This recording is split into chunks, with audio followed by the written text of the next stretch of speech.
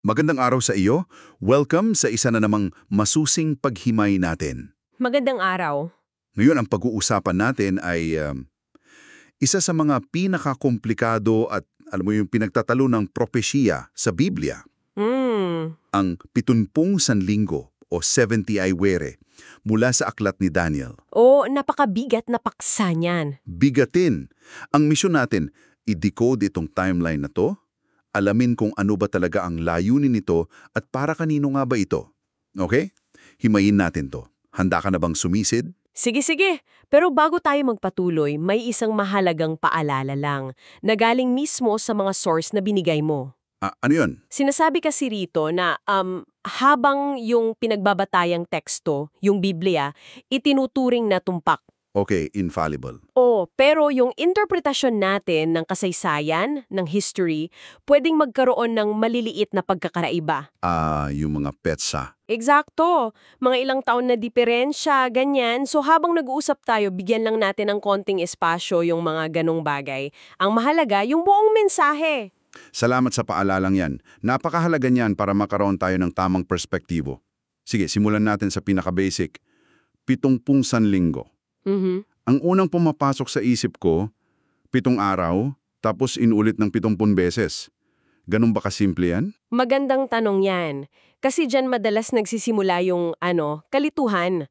Sa unang tingin, oo. Okay. Yung salitang Ibreo kasi dyan ay Shabua. Shabua. Oo, na ang literal na kahulugan ay isang pangkat ng 7. At tama ka, sa ibang bahagi ng Daniel, ginamit yan ng literal. Yung sa pag-aayuno niya. Mismo, yung 3 sanlinggo, bale 3 Shabua o 21 na araw. So kung gagamitin natin yung parehong mass, 70 times 7, ang sagot ay 490 na araw. Okay. 490 days. Parang medyo maikli para sa isang napakalaking propesiya. Parang may kulang. At dyan na nga pumapasok yung mas malalim na interpretasyon. Kasi at dito nagiging fascinating, ayon sa mga sulating ito, hindi yan literal na 490 na araw. Hindi pala. Hindi. Ang tinutukoy dyan ay 490 na taon. Wow. 490 years. Paano nangyari yun? Nakabatayan sa isang prinsipyo sa pag-aaral ng propesiya, yung tinatawag na isang araw para sa isang taon. Parang symbolic representation. May mga halimbawa ba niyan na binanggit sa sources? Meron. 2 malinaw na halimbawa. Una, sa aklat ng mga bilang. Okay. Nung nag-espiya yung mga Israelita sa Canaan sa loob ng 40 araw at dahil sa kawalan nila ng pananampalataya, Pinarusahan sila. Oo, pinarusahan silang maglakbay sa ilang sa loob ng 40 na taon, 1 taon para sa bawat araw. Gets ko. At yung pangalawa? Yung pangalawa, sa aklat ni Ezekiel, inutusan siya doon na humiga, kung saan bawat araw ay kumakatawan sa 1 taon ng kasalanan ng Israel at Huda.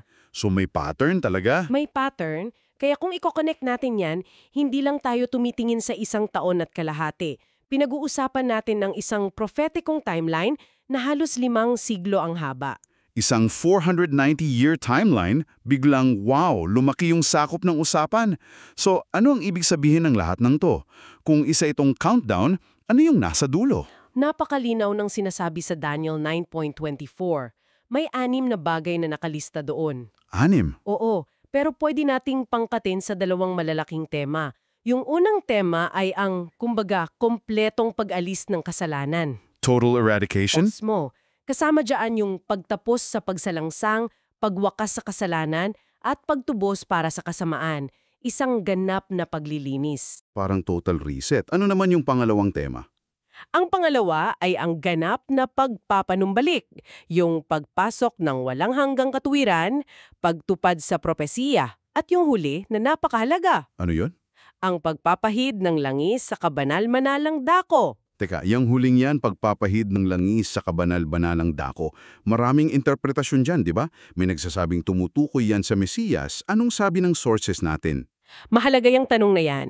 Ayon sa interpretasyon dito sa mga sulatin, yung pareralang Hebreyong na Kodesh Kodashim. Kodesh Kodashim.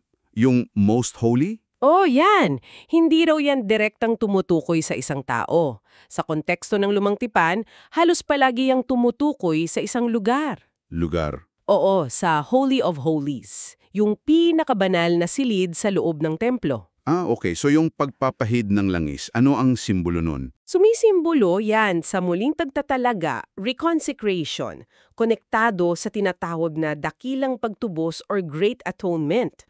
I see. Bale ang ideya, sa dulo ng 490 taon, magwawakas na yung mundo ng kasalanan at manunumbalik ng buo ang presensya ng Diyos. Grabe. Ang bigat ng mga pangakong yan, ha?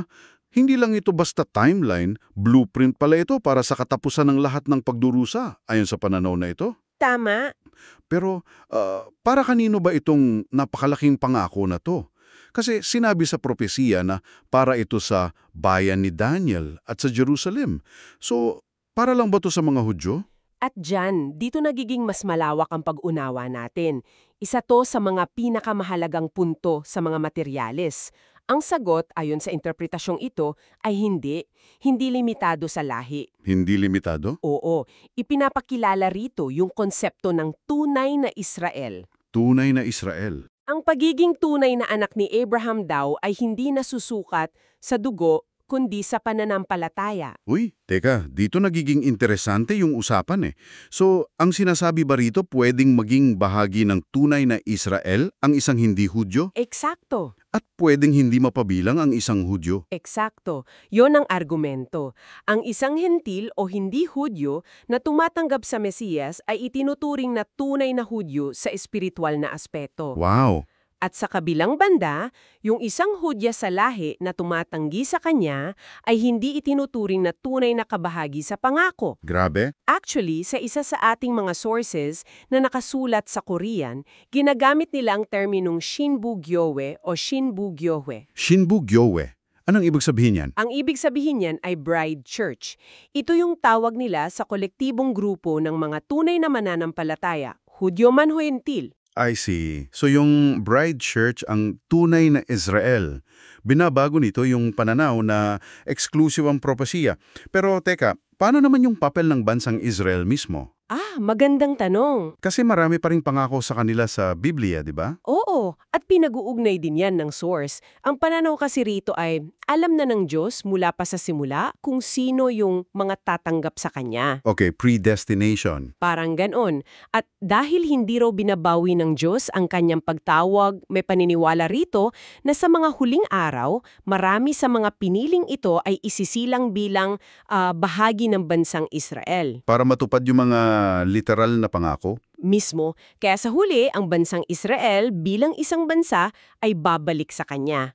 So, ang implikasyon para sa lahat ng bride church ang propesiya, pero may espesyal na papel pa rin ang bansang Israel. 490-year timeline tayo para sa kumpletong paglilinis at para ito sa lahat ng tunay na sumasampalataya. Tama. Kung isa itong countdown, kailangan natin ng starting point. Kailan pumutok yung starting gun, ika nga? Sinasagot din yan sa Daniel 9.25. Ang orasyon daw ay magsisimulang umandar mula sa paglabas ng utos na muling itayo ang Jerusalem. Yun pala. Dito nagiging parang historical detective story ang lahat. Dahil hindi lang isa ang utos na yan. Hindi lang isa. Hindi. Base sa mga source natin, may 4 na pangunahing dekreto mula sa mga hari ng Persya na pwedeng ituring na starting gun. 4 na suspeka. Okay. Ano-ano yung mga yan? Siguro, imbis na petsa, ano yung purpose ng bawat utos? Para mas madaling tandaan. Magandang paraan yan. Isipin mo na parang mga permit. Okay, sige. Una, may utos mula kay Haring Simo. Ito yung permit to go home. Pinabalik niya yung mga Israelita mula Babylonia. Permit to go home. Got it. Pangalawa, kay Haring Dario. Ito naman yung permit to resume construction ng templo kasi nahinto yun. Okay. Pangatlo. Pang-3 at pang-4, parehong galing kay Haring Artaxerxes. Yung una niyang utos, isa pang permit to go home para sa isa pang batch.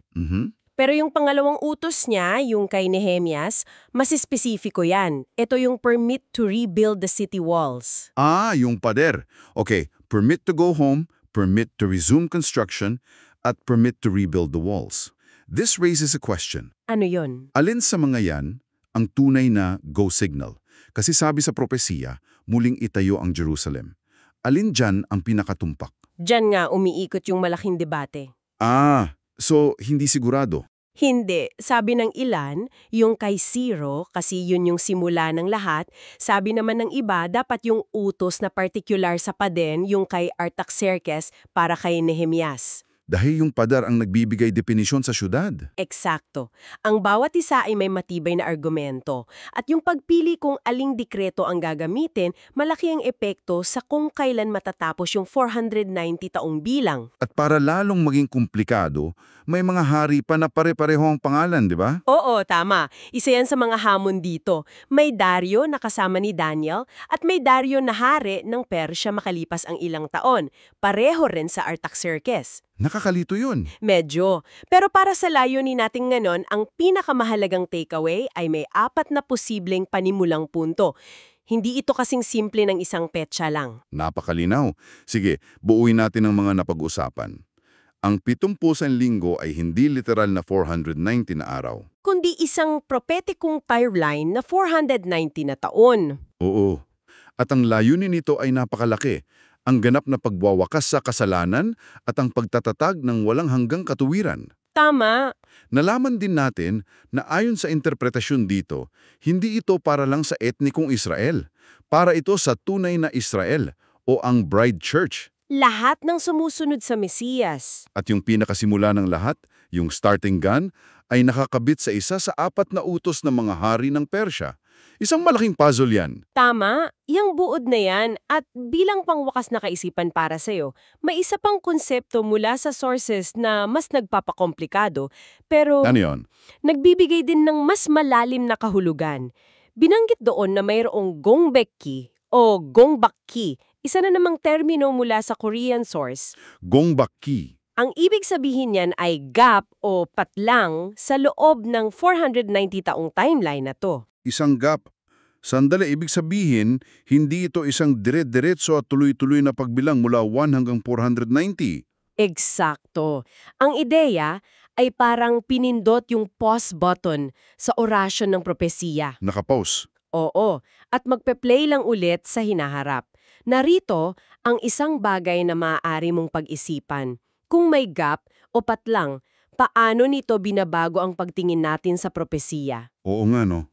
Hindi na siya isang tuwid na linya, kundi isang kwento na may paghinto at pagpapatuloy. Anong kaganapan kaya ang sapat na makapangyarihan para pansamantalang itigil ang orasya ng Diyos at kailan ito muling magpapatuloy? Isang bagay na maaari mong pagnilayan.